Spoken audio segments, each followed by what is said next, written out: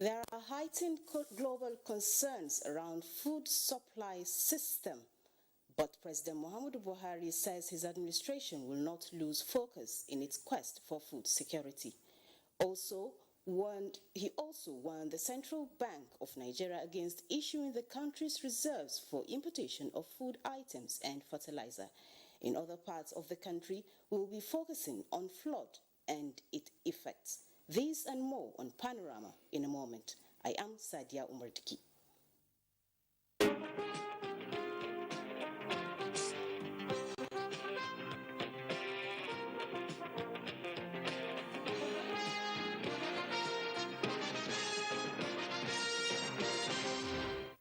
Nothing succeeds like success. These were the exact words of President Muhammadu Buhari to formally congratulate the newly re-elected president of the Africa Development Bank, Dr. Akinwumi Adesina, who paid him a thank you visit. State House correspondent Adamu Sambu has the report. Akinwumi Adesina had without doubt overcome stiff opposition to win an unprecedented 100% votes from both the regional and non-regional blocs that make up the African Development Bank to retain his position as president for a second term of 5 years. President Muhammadu Buhari had recommended Dr. Adesina and supported his election both in 2015 and this year, despite the differences in their political affiliation. The FDB president served as minister under the PDP government, and President Muhammadu Buhari belongs to the APC. Given reasons for his support, the Nigerian leader said Dr. Adesina is not only a good Nigerian and proved to be competent, but also made the nation proud. He used the opportunity to commend the bank's chief for the intervention by the financial institution in Nigeria and Africa, stressing that the infrastructural deficits the country has in roads, rail, and power could not be overcome without the support, and wished him all the best in his final term. The FDB president thanked President Buhari and Nigerians for their support, saying he is proud to be a citizen of Nigeria where his dream was born, nurtured, and supported for realization. He particularly appreciated the president for not only standing behind but also beside him, saying no greater honor for a man than for his commander-in-chief to be his supporter-in-chief and indeed his defender-in-chief. Dr. Adesina said Nigeria gave him air when he badly needed it and therefore pledged to always support the country in his private capacity and as president of the African Development Bank. From the State House, Adamu Sambu, NTA News. President Muhammadu Buhari says the heightened global concern around food supply system notwithstanding, his administration will neither waver nor lose focus in its quest for food security. Speaking at a crucial meeting of the National Food Security Council, the president assured farmers of government's continued support to the various food enhancement initiatives and many more to come. State House correspondent Adam Sambu again reports. The meeting presided over by President Muhammadu Buhari was in response to the recent surge in food prices with the ability to threaten genuine efforts at achieving national food security. Events in the last 6 months, for instance, occasioned by COVID-19, the president said have demonstrated vulnerabilities to food supply systems around the world and exposed the limits of dependency on other countries. He said the wisdom by the federal government to promote self-sufficiency over the years helped significantly in averting food crises. The nation thanks our farmers for rising to the occasion and answering our national call. I am pleased to note that most Nigerians are taking advantage of the opportunities in the agriculture and the agri-business sector. I want to assure you that this government will continue to support these initiatives and many more to come. He described as delightful that in spite of the decline in GDP by 6.1% in the second quarter of 2020, the agricultural sector continued to grow because of government's targeted policies on agriculture. While our key actors in the agricultural space are championing increased hectareages under cultivation, we need to pivot our attention and resources to how we can improve yield per hectare. This new shift will be a significant boost in our determination to strengthen our objective in achieving food security. And to protect agricultural investments and boost farmers' confidence, the federal government deployed thousands of agro-rangers and integrated rural communities to the formal economy, while strategic grains reserves built and stocked from where significant quantities released to cushion the adverse impact of COVID-19 on vulnerable households and industries. Unfortunately, the recent floods have adversely impacted our preparations. Lives were lost and livelihoods were wiped away. As a government, we will do all it takes to support those impacted by this disaster. The Chief of Staff to the President, Professor Ibrahim Gambari, had informed President Buhari that he had earlier met with agricultural commodity associations to ascertain the root causes of the recent spike in food prices. We have been informed that prices are actually currently on the decline as new grains have been introduced to the market. For example, new maize, which was previously sold at 25,000 naira per bag, is now being sold between 12,000 and 17,000 naira, and is expected to fall between 7,000 and 8,000 naira per bag by November 2020. I'm confident that the commitment of the Nigerian government, ably led by President Muhammadu Buhari, and mobilization of all stakeholders, there's very strong expectation of high output during this harvest season. Because Nigerians are waking up to the belief that, yes, we should take pride in what we produce and consume what we produce. Apart from receiving update on presidential directives and initiatives aimed at protecting and further enhancing food security in Nigeria, the meeting was also briefed on the 2020 wet and dry seasons, economic sustainability interventions, humanitarian support, as well as agricultural development initiatives of the Central Bank of Nigeria. From the State House, Adamu Sambo, NTA News. NTA News. Buhari has warned the Central Bank of Nigeria against issuing any kobo of the country's reserve for the importation of food items and fertilizer. The president gave the warning at a closed session of the National Food Security Council, saying he will pass it down in writing that nobody importing food should be given money. He emphasized the need to boost local agriculture as government roll out economic sustainability plans and set goals for national food security. The president also directed blenders of fertilizer to convey their products directly to state governments so as to skip the cartel of transporters, undermining efforts of successfully delivering the product to users at reasonable costs. The Minister of Finance, Budget and National Planning, Dr. Zainab Ahmed, highlighted government's resolve to facilitate the cultivation of 20,000 to 100,000 hectares of new farmland in every state and support the takeoff of agro-processing to create millions of direct and indirect opportunities.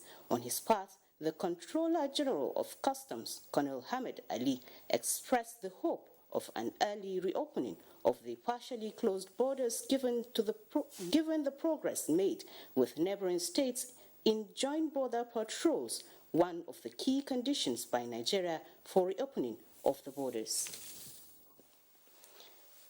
The Joint Health Sector Workers Union is to present the outcome of the reconciliatory meeting to its members for consultation and get back to government by Saturday, the 12th of September. The resolution was reached in Abuja after hours of meeting. Both parties resolved that the Ministry of Health implement some of the grey areas identified, while the Accountant General's office is to consider the names of those not captured for the COVID-19 hazard allowances be factored in the June payments, as well as those who suffered from salary shortfall. Adjourn our main meeting to 15th. to 15th of October. Yes. They enable the Federal Ministry of Health carry out the assignments given to them in 4 weeks and use the subsequent week to report back at the meeting of 15th of October. Although we still have some fundamental fallouts that requires further consultation with our members, we believe we'll get back to government with the position of the powerful neck that mandated us to give the ultimatum by Saturday.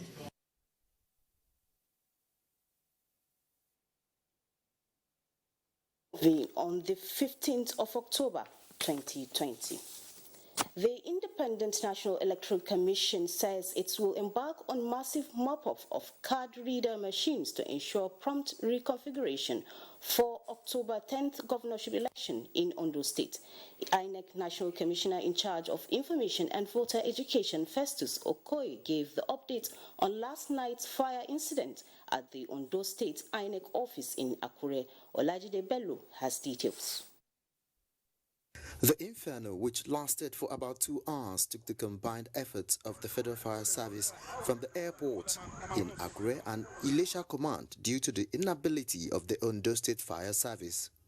In the early hours of Friday 11th, the fire had been totally put off, with remnants of the card readers dotting the landscape of parts of the INEC office. It's alarming. I got in there, to my dismay, the only thing I saw was people filming and sending this on social media. There was just a little firefighter truck there, which was far below containing what was, what it entails. On its part, INEC says the Ondo State governorship elections will still hold. What we intend to do, based on some of these challenges we have, is to mop up smart card readers from the other contiguous states in order to make up for the total number that we have lost. So if we just take smart card readers from 2 of the states that do not have any form of election during this particular period, we are going to recover. Preliminary investigations by the police to prevent future occurrence have commenced. In Akure, Olajide Bello, NTA News. Don't go away.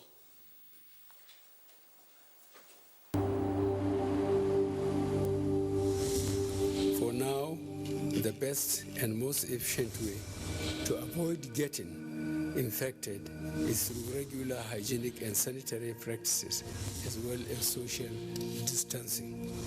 As individuals, we remain the greatest weapon to fight this pandemic. By washing our hands regularly with clean water and soap, disinfecting frequently used surfaces and areas, coughing into a tissue or elbow, and strictly adhering to infection prevention control measures in health facilities, we can contain this virus.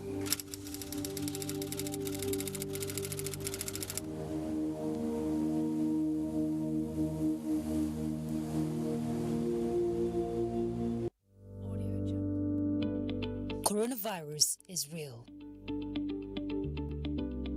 Steps to avoid this pandemic. Wash your hands regularly or sanitize your hands. Keep social and physical distancing. Avoid crowded places. Stay at home unless absolutely necessary. Don't touch your eyes, nose, or mouth if your hands are not clean. Avoid the spread of coronavirus. Coronavirus is real.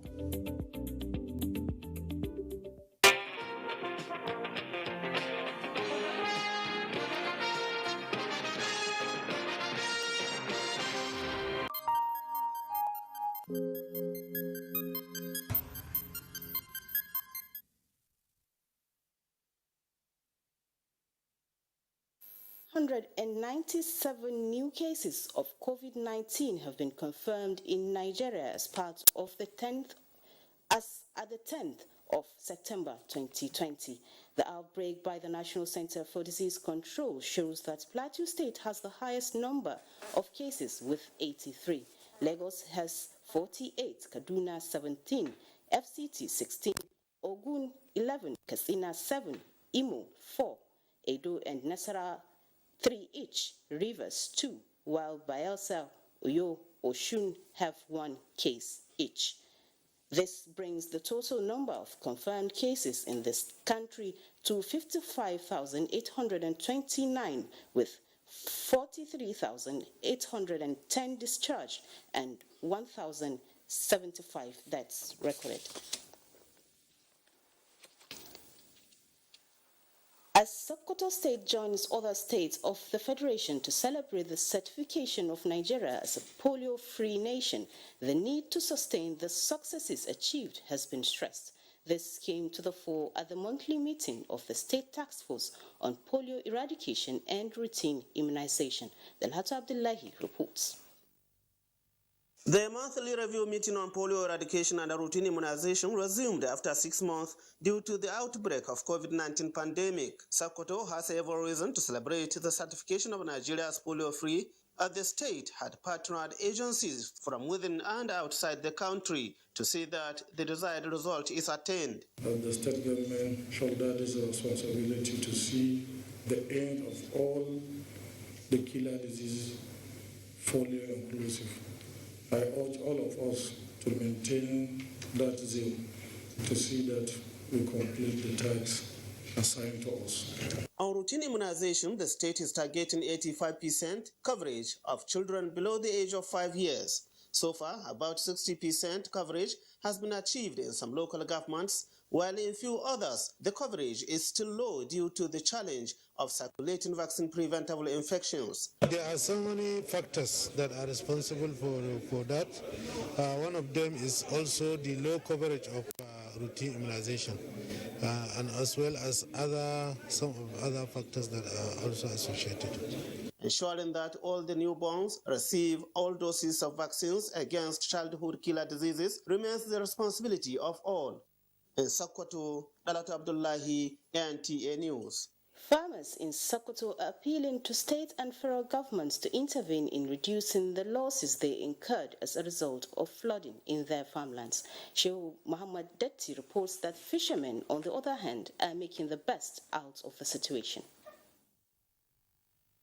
These farmers are trying to get what is left from their maize farm submerged by water. They have to swim to harvest the premature crop. Muhammad Umar said crops like rice, sweet potatoes, and millet, among other crops, have been submerged in a landscape that was a vegetation now occupied by water. Gaskiya ina kira gwamnati ta taimaka ma jama'a manoma halin da suke ciki yanzu. It is the same situation for these rice farmers who are trying to salvage the little they could from the palms. Mamako ana iya samun buhu shinkafa guda 20 an kalalabo da wahala da komi da ket a samu buhu bet. With the prices of foodstuff presently at a record high, Dr. Rufai Isho says the disaster may have ramification on the economy with less than expected harvest. The government should understand that there is need for expansion of this farming land, particularly those that are very close to the rivers. There are need for possibility of new techniques, which are somewhere in the world that we are not still using in this country. With water filled to the brink, Abdullahi Isa, a fisherman, had made some catch after surfing and building traps for hours.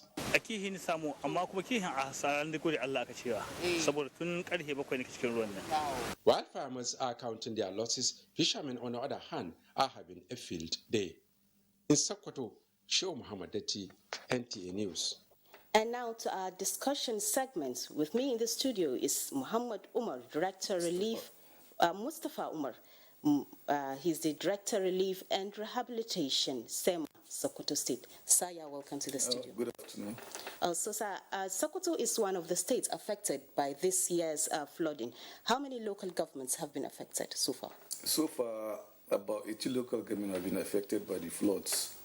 And this includes Goronyo, Gada, Uruno, Raba, Kwari, Sokoto North, Sokoto South, Silami, Wamoko, Binji, Tambo, Alkepi, Shagari, and other ones. Yes. And we have conducted assessment in almost 14 out of the 18 local government affected. And so far, the flood has, we have lost 15 people to the floods, 10 of which is as a result of both mischief and Goronyo, while people are trying to reach their destination. While the other 5, there are 2 lives lost in Gada, and 2 also in Goronyo, and 1 in Tambua in Sene district as a result of destruction from their buildings. Okay. So, sir, what's the level of damage? So far, the level of damage, if you look at Sokoto State, we have 2 dams. One, though, is located in Bakulori, and the other one is in Goronyo. Goronyo is the second largest water retention. It has the second largest water retention capacity in all the dams in Nigeria. So, and those dams have not been desilted for quite a long period of time. And whenever there is this kind of flow, the dam control, they have to release the water so that to avoid major catastrophe, which we witnessed in 2010, where the emergency spillway broke down and then there was a massive flooding. So this year's flooding is almost similar to that of 2010, because even areas where initially there was no water, they have not recorded any, they have no record of flooding. Now they are experiencing it. And so far we have 2 camps, one in Uruno, Gidamo, the Gidambongo, they have been evacuated to the SDP Secretariat in Uruno. And then there are other ones in Gandhi. We also asked those people to join the IDP camps that is located in Gandhi. So far, that is the level of damage. About 250 hectares of farmland, thousands hectares of farmland have been submerged down from the Goronyo Dam down to Silami, because all the water that is going to Kebi is from Sokoto. The water comes from Kasina, Turu Maradi, it comes to Goronyo Dam, and then it also goes to Kebi State. While in Bakulori, the fastest Turu Bakura local government in Zamfara, they come across Raba, and then they will also pass through Kebi down to also Kebi State. So those tributaries are the one collecting much water, which resulted into these massive flooding issues. So what's been done to assist these victims? So far, in our agency, the state government has set off a committee headed by the secretary to the state government, who is the chairman of that committee. So, and they have brought in all the stakeholders together who have putting hands on decks to see that this flood is well managed in the state. So, sir, I'll have to stop you there. That's all we have time for. Okay. Okay. Moving on now to our new segment. The African Soccer Governing Board, CAF, has announced a new date for the upcoming Championship for Africa Nations CHAN 2020 tournament. For more on sports